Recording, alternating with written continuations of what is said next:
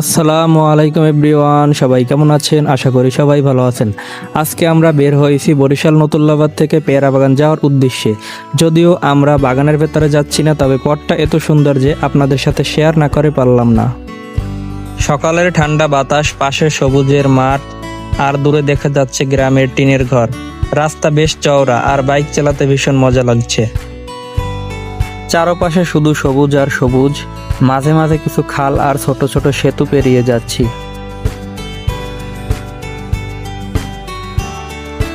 আমার সাথে আছে রানা ভাই, পারভেজ ভাই এবং মাসুম, যারা প্রতিবারই কোনো না কোনো ঘোরার প্ল্যান করে ফেলে। এই রাস্তায় বাইক চালিয়ে মনে হচ্ছে শহরের কোলাহল থেকে একদম মুক্ত।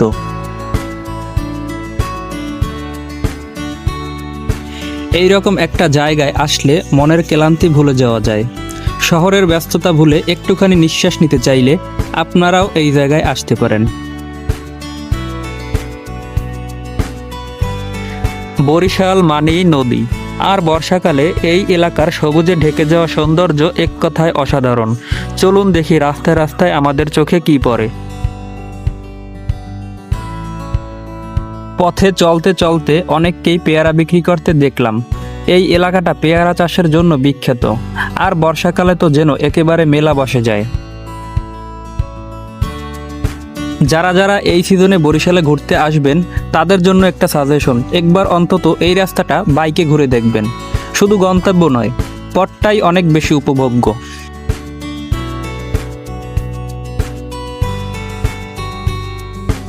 এখানে সবচেয়ে আকর্ষণীয় বিষয় হলো ভাসমান পেয়ারা বাগান। নৌকায় বসেই আপনি গাছের নিচ থেকে পেয়ারা তুলতে পারবেন। এজন্য জল ও সবুজের এক অনন্য মিশ্রণ।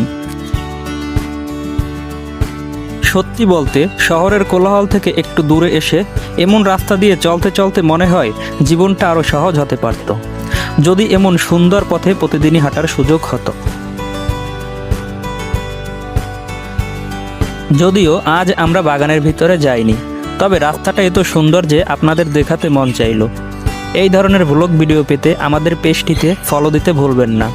পরের বার পুরো বাগানের ভিতরে ঢুকে আপনাদের ঘুরিয়ে দেখাবো ইনশাআল্লাহ।